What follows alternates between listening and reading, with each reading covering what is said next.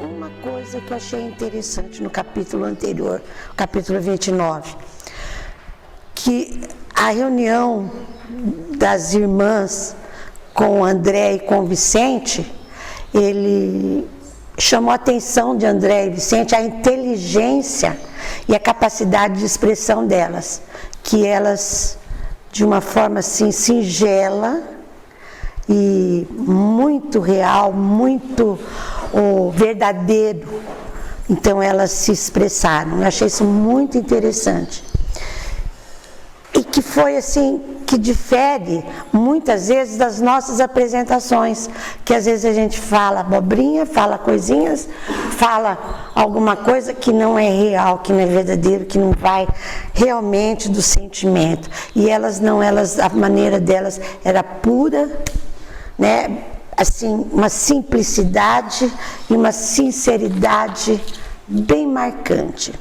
E achei interessante também que no finalzinho do capítulo 29, Cecília vem e expõe um sonho dela, um sonho de moça. Me fez recordar de quando eu era mocinha, que eu acho que era quase que a mesma época que ele transcreveu ele passou esse livro para o Chico. As moças eram sonhadoras, sabe? Todo mundo, a Cecília ainda põe assim, ela diz assim no finalzinho do capítulo: tenho muitos projetos e problemas a resolver, mas estou aguardando a chegada de alguém que se encontra na Terra. Me fez recordar da minha mocidade, de quando eu tinha aquela ilusão, sabe? Que eu tinha muitos sonhos a resolver, eu tinha muitas coisas a resolver e eu não aguardava alguém que estava na Terra, mas todas as meninas da minha idade, dessa faixa, aguardavam o príncipe encantado, né? De alguma forma. Então, me chamou muita atenção. Esse foi o capítulo 29. Aí nós vamos entrar no capítulo 30, que é em palestra afetuosa, que começa desta forma, né? Voltávamos em conversação amiga para as belezas do nosso lar, quando Aldonina interveio acrescentando: alguns membros da nossa família visitam a cidade de vocês de tempo a tempo. Nossa irmã Isaura, que se casou em Campo da Paz há 3 anos, lá reside em companhia do esposo, que é funcionário do Serviço de Investigação do Ministério do Esclarecimento. Percebendo-nos, a curiosidade prosseguiu. Morava ele conosco, mas desde muito tempo foi convocado a serviço por lá, vindo mais tarde buscar a noiva. Vicente, que se mantinha em atitude expectante, exclamou: tocamos no assunto que muita admiração me tem despertado. Desde que regressei dos círculos terrenos, não tinha no mundo a menor ideia de que pudéssemos cogitar de uniões matrimoniais depois da morte do corpo. Quando assisti à festividade dessa natureza em nosso lar, confesso que minha surpresa rolou pela estupefação. E a minha também, sabe? Porque eu fiquei assim, eu já li bastante coisa, eu já li diversos romances espíritas, eu já estudei bastante coisa e nunca tinha visto realmente que existia matrimônios espirituais. Aí eu me recordei de uma parte do Evangelho, aí eu fui caçar, né? Dessa parte que eu me recordei, o capítulo 4 diz mais ou menos assim, que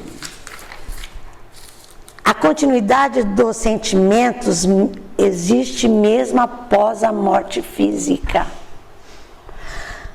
No número 18 do capítulo 4, diz, esclarecendo, que no espaço os espíritos formam grupos ou famílias que se unem pela afeição ou simpatia e sentem-se felizes por estarem juntos.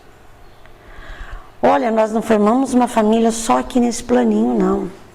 Nós formamos uma família eterna, nós não temos uma vida eterna. Esta vida continua. E nós estamos aqui com as nossas famílias hoje, Não é por acaso, porque, como muitos filhos falam, eu não pedi para nascer. Ah, pediu. E não veio por acaso. Ah, a cegonha passou e jogou você lá dentro. Não. Nós estamos ligados ao quê? Às simpatias, às afeições, por isso que nós vemos. E isto continua. A morte do corpo físico não apaga. Não apaga de jeito nenhum. Isso é bem claro para a gente. Cecília Vivaz acrescentou sorrindo. Isso se deu também conosco. Vê que não é uma novidade só para a gente aqui não, né? Entretanto, é forçoso reconhecer que tal estado de alma resulta do exclusivismo pernicioso a que nos entregamos no plano carnal. Olha essa frasezinha aí, dá até para a gente dar uma pensadinha, né? Entretanto, é forçoso reconhecer que tal estado de alma resulta do exclusivismo pernicioso a que nos entregamos no plano carnal.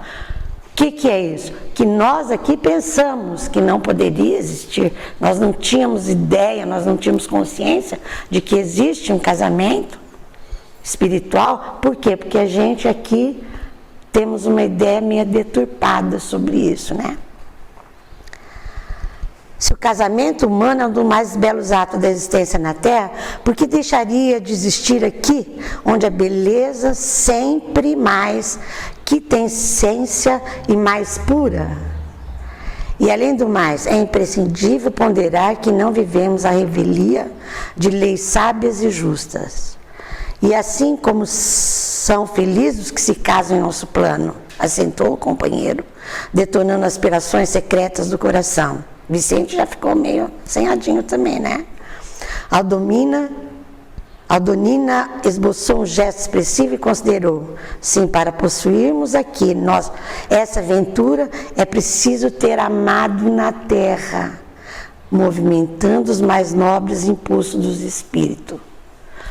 Nessa parte, nos esclarece que somente as afeições espirituais são duráveis. Quer dizer, não adianta pensar que, porque eu vivi aqui assim, eu vou viver assim lá. Não. Eu vivi aqui bem, eu vivi aqui com amor, a minha união aqui foi união de almas, lá vai continuar sendo união de almas. Agora, se a minha união aqui, lá não vai ter. Não é? Para colher os júbilos dessa natureza é necessário ter amado com a alma. Os que se consagram exclusivamente aos desejos do corpo não sabem amar além da forma, são incapazes de sentir as profundas vibrações espirituais do amor sem morte. Desejando, porém, retornar ao assunto referente a Isaura, André interroga curioso. Continuem falando-nos da irmã que se mudou para o nosso lar. Estimaria saber como se realizou o consórcio. Se você, Cecília, está aguardando um prêmio de visita à nossa cidade, como se casou ela, transferindo para lá definitivamente?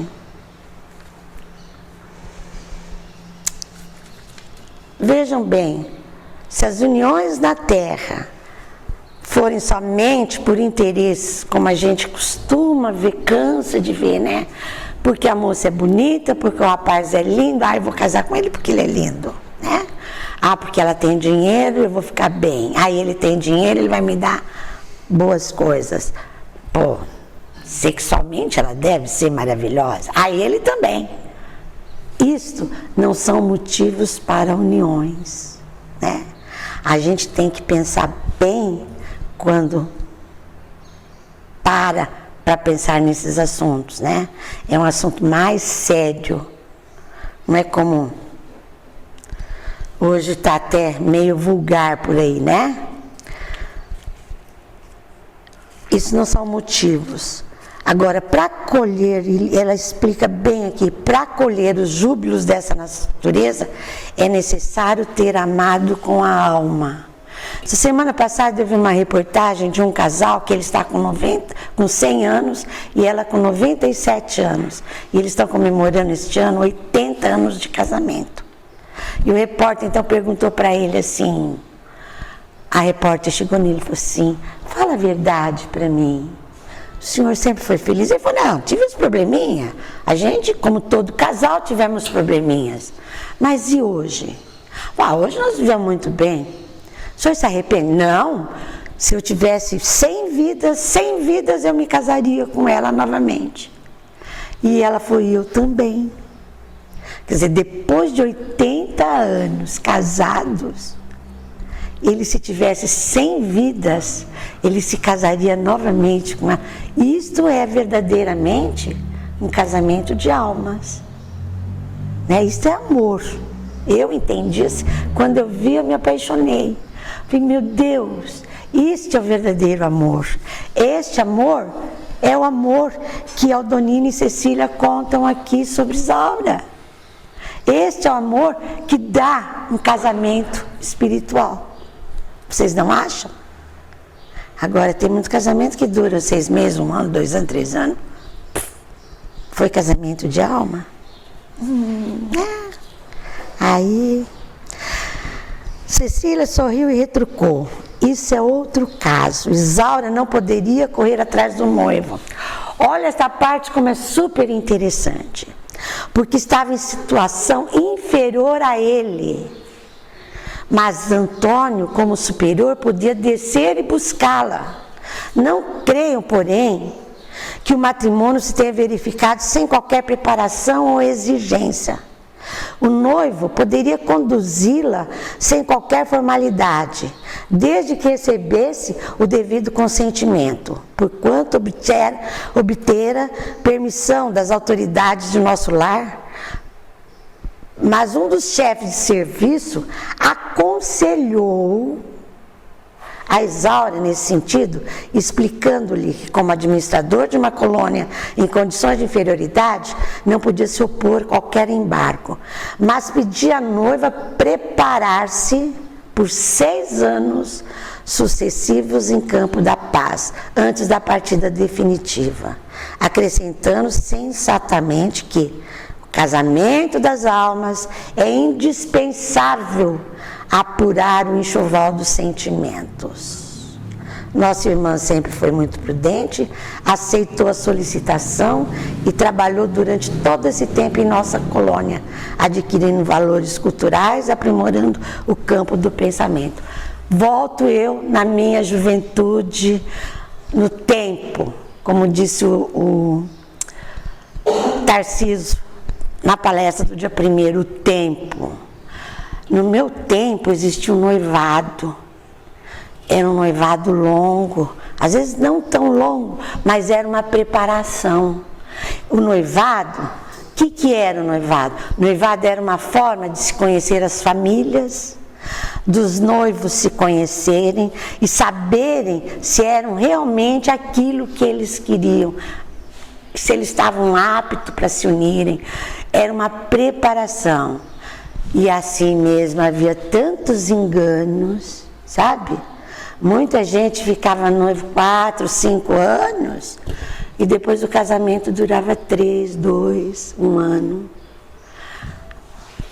Aqui eles nos mostram que também houve uma preparação, houve um noivado.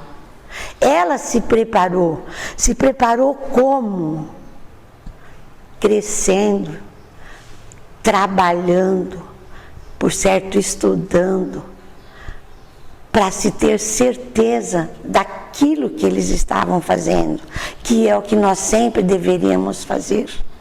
A gente tem que se preparar para o casamento, para o trabalho, para o crescimento, para o estudo. É uma forma, esse noivado tem que ser em todos os aspectos da nossa existência. A gente tem que se preparar. A gente fala assim, a gente quer crescer. Eu quero crescer espiritualmente. Eu vou no centro uma vez por semana, eu quero crescer. isto não é toda a preparação. Este livro me ensinou, esta lição me ensinou isto, que a gente tem que se preparar, tem que ser consciente dessa preparação. Então, este é o grande pulo do gato, na minha modesta opinião, deste casamento, né? Recebi essas delicadas informações sem disfarçar a enorme surpresa. Já fui visitar o casal uma vez, disse Aldonina, honrada quando ganhei o prêmio de assiduidade do bom ânimo. Estive em nosso lar durante uma quinzena inesquecível para mim. No entanto, embora visitasse sublimes instituições como o Bosque das Águas, o Salão da Arte Divina, o Campo da Prece Augusta, reconheço ter voltado muito longe de um conhecimento integral da enorme cidade. Lá irei, contudo, mais tarde, pois continuo em meu trabalho e nossos instrutores afirmam sempre que tudo de bom deve aguardar do destino quem saiba servir ao bem e trabalhar com esperança. Aqui, Aldonina nos mostra as diferenças entre as colônias, né? Mostra que o nosso lar é diferente da Colônia da Paz. Lá já tem um grau mais elevado de condições para aprimoramento. É outra coisa que me interessou nisso aqui. É a mesma coisa que nós, olha, não existe diferenças entre o mundo espiritual e o nosso mundo. Aqui também nós não temos cidadezinhas aqui que fala assim, aquela cidade lá é cidade de dormitório, porque ela fica perto de um grande centro e o pessoal só vai lá para dormir e volta para trabalhar. Não existem as cidades universitárias, a turma vai lá para estudar. Nós moramos aqui em Mirassol, São José do Rio Preto, é um posto de cultura, de comércio. É diferente, cada cidade tem as suas peculiaridades. E lá também. Então, olha bem, ela fala sobre o que tem no nosso lar e que deixa de ter lá no Campo da Paz. Quer dizer, vai mostrar pra gente que não vai pensar que a gente vai chegar a encontrar uma coisa. São as mesmas coisas que nós temos aqui, que se nós formos entendendo a nossa vivência aqui, nós podemos entender a vivência de lá também. Assim que eu vi. Quantos jovens que não se preparam para mudar, né? Tá estudando aqui, mas aqui não tem o curso que eu quero fazer, eu vou embora. Eu vou fazer astronomia, vou lá para os Estados Unidos fazer astronomia. Quer dizer, ela querendo, eles também, querendo fazer um determinado curso de elevação, eles têm que se preparar para ir para aquele outro lugar. Então, eu acho que mostra para a gente as semelhanças dos dois planos, né? Admirando a beleza dos sentimentos daquelas jovens, indaguei emocionado. Mas vocês não têm em Campo da Paz instituições semelhantes? Não existirão por lá templos de alegrias abertos à juventude? Sim, murmurou Cecília, como quem não desejava ser ingrata às bênçãos do Eterno. Muito nos dá o Senhor em nossa colônia, entretanto, permanecemos na vizinhança dos irmãos encarnados. As tempestades que nos atingem obrigam-nos a serviço constantes. Os quadros inferiores que nos cercam são profundamente dolorosos. Nossa cidade não possui ministério da união divina, nem da elevação. Não podemos receber a influência superior com a mesma facilidade. Nossos trabalhos de comunicação e auxílio necessitam ainda de muita gente educada no Evangelho para funcionar com eficiência. Além disso, temos os problemas de finalidade. Nossa colônia foi instituída para socorro urgente. A nosso ver, Campo da Paz é, mais que tudo, um avançado centro de enfermagem, rodeado de perigos, porque os irmãos ignorantes e infelizes nos cercam esforço por todos os lados. Aqui, Cecília nos mostra que o Campo da Paz é bem mais próximo de nós do que o nosso lar. Eu já vi muita gente falar, quando eu morrer eu vou para o nosso lar. Mas depende aonde que vai ser o nosso lar, né? Achei muito interessante ela dizer que foi instituído para socorro urgente. Então, nós temos a certeza de que a gente não vai ser desamparado quando a gente partir desta aqui para outra, né? Existem postos de socorro e este é um dos postos de socorro. Então, não precisa pensar assim, eu vou para o umbral, e aí eu vou, tenho certeza, né? Mas eu vou ser assistida, certo? Para isso que eu estou me preparando aqui, para pelo menos que eu seja assistida, né? E como existem tantos postos de socorro aí, olha, nós temos esperanças ainda, sabe? Olha, não é tão diferente, não. A gente não tem postos de socorro aqui? A gente tem postos de socorro aqui. Você está com uma dor, você corre no médico. Você está desanimado, você corre no ombro de um amigo. Não é assim que nós fazemos? Não é? Lá também. Então nós temos esse ombro amigo, nós temos esse socorro do lado de lá. É uma esperança para a gente. E é o que ela nos mostra aqui, que existe lá diversos pontos de socorro, né? Continuando, ela vem dizer que de 10 em 10 quilômetros, nas zonas de nossa vizinhança, há postos de socorro como este, que funcionam com instituições de assistência fraternal e sentinela ativa ao mesmo tempo. Olha quanto posto de socorro que existe no mundo espiritual, gente. Não é só nosso lar. Não é só Campo de Paz, de 10 em 10 quilômetros existe. Mais ou menos de 10 em 10 quilômetros existe um posto de socorro. E nós temos posto de socorro. Sabe um posto de socorro que nós temos aqui? Quando nós fazemos o evangelho no lar. Vocês já perceberam que você faz... Eu moro numa rua que eu faço evangelho no lar. Tem um vizinho lá na ponta da rua que também faz. Eu faço de terça-feira, eu sei que ela faz de quinta. Nós estamos unindo as nossas boas energias como ponto de socorro. Esses são nossos pontos de socorro. Nós temos os pontos de socorro, os centros espíritas. Olha aqui na nossa cidade, nós temos parece que 11 ou 12 centros espíritas. Cada centro espírita é um ponto de socorro para nós. Nós temos os nossos irmãos, os encarnados e os desencarnados. Nós temos os nossos amigos que nos socorrem, são todos pontos de socorro. E lá, mais ou menos cada 10 quilômetros, o que é 10 quilômetros, gente? Tem um ponto de socorro. Olha que informação interessante pra gente.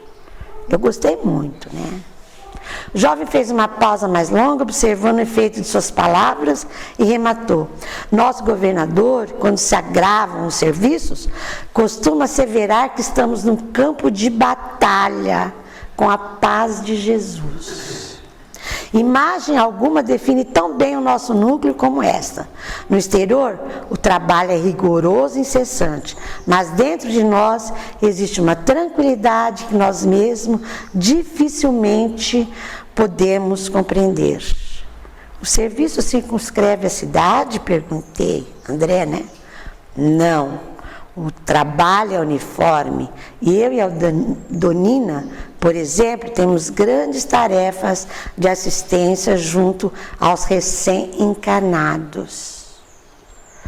Olha, Cecília nos mostra como funciona lá a colônia. E esclarece que existem muitos postos de socorro. Mas, mais importante, esclarece que existe grandes tarefas de assistência aos desencarnados. Quer dizer que os desencarnados são assistidos. Eu sei que, vamos dizer assim, cada um de acordo com o seu merecimento. Lógico, né? Mas nós vamos ter assistência. Todos têm assistência. Nenhum é deixado para trás. Todos são assistidos. E na última parte do capítulo, nossa cidade prepara em média 15 a 20 encarnações diárias. E torna-se imprescindível assistir os companheiros ou tutelados, pelo menos no período infantil, mais tenro, que compreende os primeiros 7 anos. Olha que interessante. Nessa colônia, eles atendem de mais ou menos de 15 a 20 desencarnados por dia. Mas cada 10 quilômetros tem uma colônia. Quantas colônias que não tem para atender todos os desencarnados do planeta, da nossa terrinha, do nosso planeta? Então todos serão assistidos. E talvez porque lesse em nossos olhos a mais viva admiração, a jovem adiantou-se explicando: felizmente, porém, temos a faculdade de volitação bastante adestrada. Raramente encontramos empecilhos vibratórios e podemos, por isso mesmo, agir com grande economia de tempo. Além disso, somente nossos instrutores vão ao serviço sozinhos. Quanto a nós, não saímos a não ser em grupos. Necessitamos auxílio recíproco, não só no que diz respeito à eficiência, senão também no que se refere ao amparo magnético. E sorrindo de modo singular, concluiu: no trabalho de assistência aos outros e defesa de nós mesmos, não podemos dispensar a prática avançada e justa da cooperação sincera.